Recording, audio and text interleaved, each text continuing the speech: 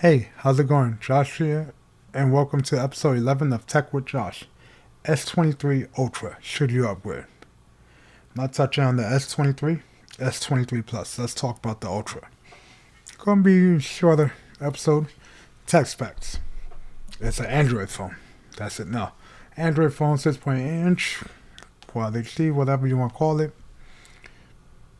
Snapdragon 8 Gen 2. 8 Gen 2.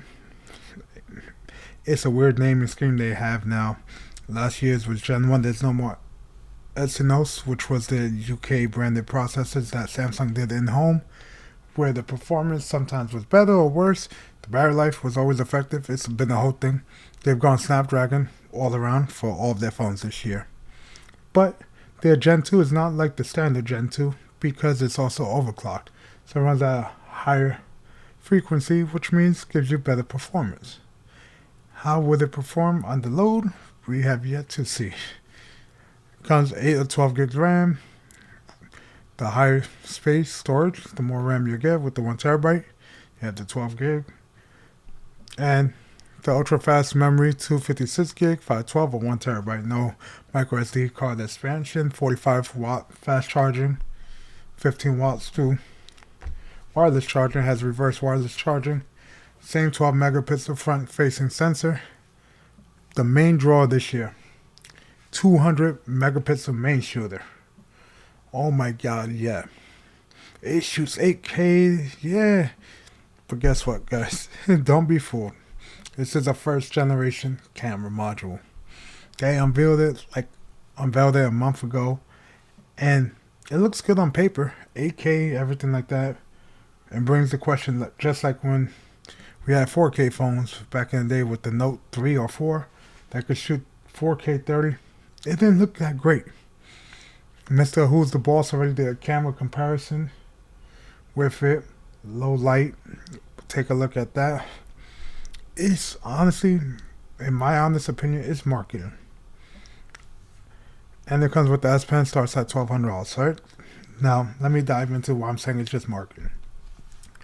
We've reached a certain point where each new generation of phones are slightly better. There's no more wow factor. There's no big selling feature.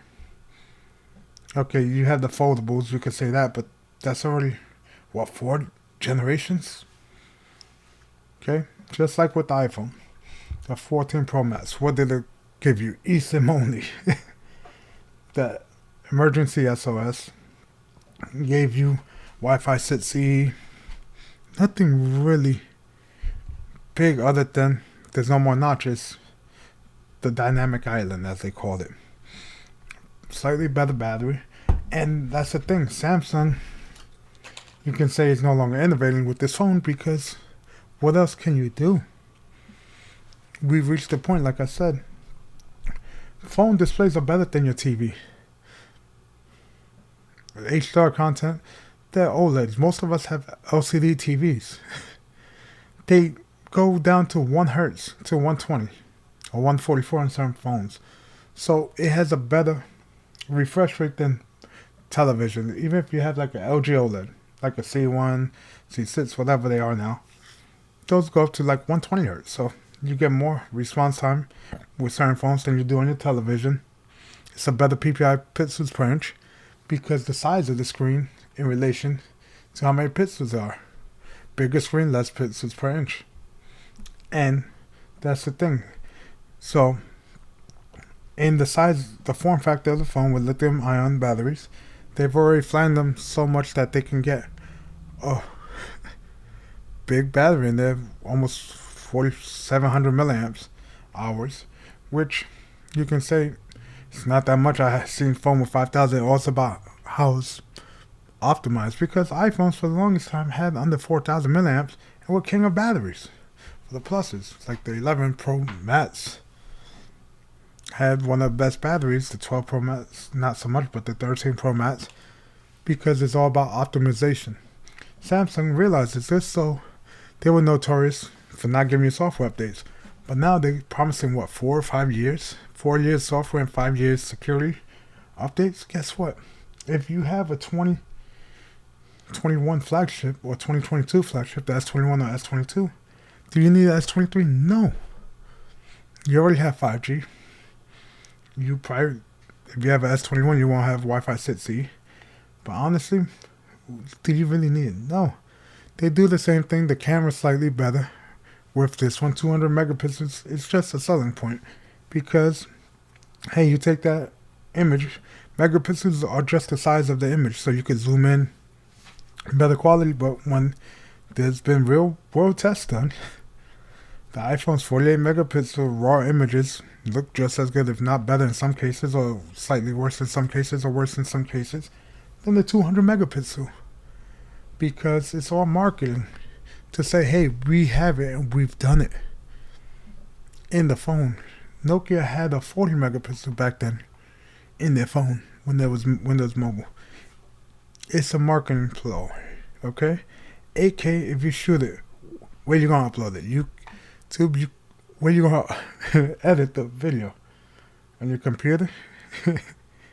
Have fun with that. It's marketing, like I said. This phone, if you're coming from S20, it's a great upgrade. S21, you need some convincing right there. Okay? But if you're coming from Pixel 7 or OnePlus, from the 9 series, the 9T, 9 Pro, whatever it is, 10T, 10 Pro, unless you're having a problem with the cameras, I would say don't go for this. If you're coming from an iPhone, this is a phone that's going to make you say, hey, go out and get this. Go cop this. No. If it was a Galaxy Fold, maybe, if you want the foldable phone, because a foldable phone is nice for productivity, especially now that the front screen is big. Back in the day, the front screen was small, the original, and it had quality issues with that screen protector. People take off and breaking the screen, the first and second one. No, but now it's not as durable, but it's a phone. If you want a foldable phone, you gotta go with that. But if you want just an Android phone, $1,200 starting. $1,200 starting. Understand this top of the line Samsung, and the trading deals, you get it for like $670 or $700, let's say. Then you get their Samsung credit you can use to buy the accessories like that. If you use the S Pen, okay. When I have my note, I barely ever use it except to scribble down something, but I type faster than I write half the time.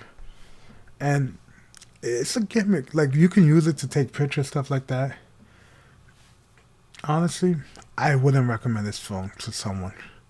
You're better off getting that Pixel, that OnePlus, the Red Magic phone, the Asus Zen phone, something that gives you something special. This phone, other than that 200 megapixels, it's incremental. Even Austin Evans did a video on it because, like I said, no wow factor. We are plateauing as phones are getting better and better. They don't have big features from one year to next year. Okay, you want to talk about Samsung? Okay, Samsung S1. First of all, each carrier had their own different Samsung S1 and Samsung S2, really. The S3 brought you a 720p screen, thin profile, running Android 4.0, and up to Jelly Bean 4.2 or 4.3, I forget right now off the top of my head. I'm just shooting off the top of my head. Okay? It brought you all the features like the NFC, that you can tap phones together and transfer pictures and videos. It had group play, which was literally the best feature for Samsungs back in those days, okay? Because if you had a Samsung, I had a Samsung, as long as they were all Samsung at the time, new Samsungs, you can watch a video from your phone. Say if you just copped the Blu-ray and you ripped it and put it on your phone. You could watch it from your phone and I can share it. You could share it to like 3 other people and we'll watch it on our phones or tablets and it'll work. Okay, S4, 1080p screen. Bigger screen, better battery. Okay, better processor. Things like that. It had the smart cover display where you can see who's calling you. Slide, had the clock always displaying right there, ready for you. S5, waterproof. Fingerprint, heart rate, right there. USB 3.0 speeds with the traditional flat USB. Samsung S6, no user expansion, no removable battery, so you can't add an SD card glass back. Then they also released the Edge at that time. Okay? They said no, our users need expandable memory. Of course, it was better screen as well. Lost the waterproofing. But then the S7, they brought back the waterproofing, brought back the expandable storage, and still USB 3.0 for both of those, but micro USB. S8, USB-C, better camera, longer screen aspect ratio. This is when they start to go bezel-less. Okay, no more physical home button. That's been a staple since the S3. Because the S1, S2 had capacitive buttons, S3, S4, S5, S6, S7 had the physical home button. With the fingerprint right there as well. Now the S8 fingerprints in the back also had iris unlock. Okay, S9, dual aperture for the Plus model. You understand what I'm getting at here? S10, they took off the switching. They took off more bezels from fine speakers. This is what I'm getting at here. So right there, from the S8 to the S9 is one diminishing. Same thing with the notes. Okay? But this is what I'm saying. iPhone. Let's talk about iPhone. Original. No video camera. No copy and paste. No app store when it launched. iPhone 3G. Gave you 3G access. Still no video camera. Gave you copy and paste with the software update with iOS 3 and the App Store at iOS 2 when they launched. And lower price point, you can use any headphone jack. Any headphones because it was recessed in the original. 3GS. Video camera. Compass. Navigation access with not turn by turn, just GPS. Faster processor. Copy and paste with the release with 3.0. iPhone 4. Video calling. Slimmer profile. If you didn't have iPhone, you wanted this phone just because of FaceTime. Video conferencing started with the iPhone.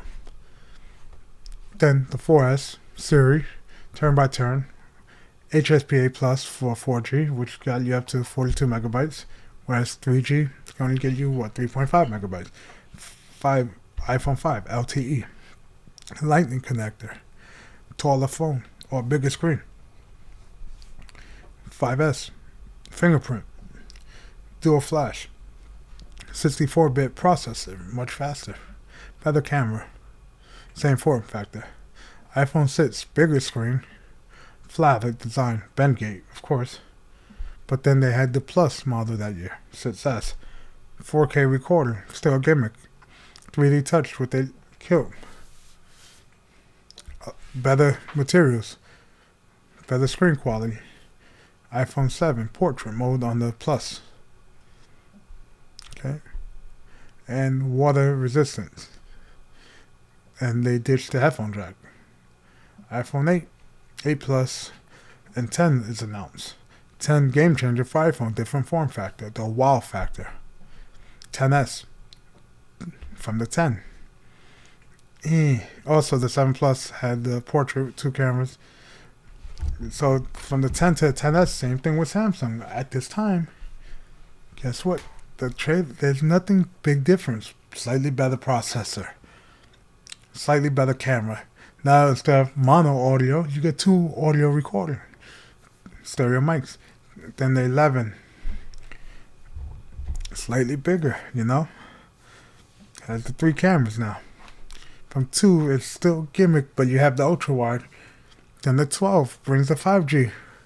Brings back the flat edges like the 5 and the 5S. Like I said, diminishing returns. The wow factor from the 10, that's it for the iPhone. Google is too long to go, but you get what I'm saying? At a certain point, there's no must-have. Samsung, like I said, S3, everybody wanted that phone because of the features, the software built in. S4, scroll with your eyes. Come on, those things were amazing. S5 was okay. S6, they lost customers. S7, they brought them back. And S8, USB-C, going more bezel-less. Fingerprints on the heart rate sensor on the back on the flash. It was a whole thing. Iris unlock. S9, it's like, Eh. Then they killed the Note, brought out the Ultra series. They lost their customer. There was no more wow. There was no more, hey, this is why you want a Samsung. At that point, there's no reason why you want a Samsung. LG, G1, gives a good, okay phone. G2, more powerful, dual core, everything like that. G3, quad core processor, 1440p screen, great phone. Software, the knock, double tap, unlock, lock, get the notes up. Amazing phone. The problem, boot looping, but the G4, they didn't update anything. So the G3, amazing. G4, they just changed it to more like a leather back. You can upgrade the backs. Still, like I said, quad core, 1440p. The V series for LG at that time was wow, because it made a more manual video phone for videographers. Nobody cared about the second screen that much, but the manual video controls were amazing. But the G series, like I said, the G3 was the peak, and then downhill G4, G5, they had, you can have the removable options for a battery, camera attachment, speaker attachment, camera grip. It's like, no. G6, they went all in one phone, no more upgrades, nothing like that. Sleek. And G7, then they announced the G7 dual screen case. You can have two screens. Then the wing is like LG after G3. It never fits the boot loops. G4 was dead in the water. And if I bring up HTC or anything like that, this will be another 20-30 minutes. All I'm saying is hold on this phone. Unless you desperately want a new Samsung phone and don't care about the folds or the flips, because those are coming out in a few months, then get this if your phone is broken. Or pick up refurbished, certified from Samsung, Amazon, whoever, last year's model. Save a couple $100. Get last year's. Still going to get 3 more years of software, supporting about 4 more years of security. And guess what? Slightly less fast. Other than that, this phone doesn't do anything. But thank you for making it to end. See you guys in the next one.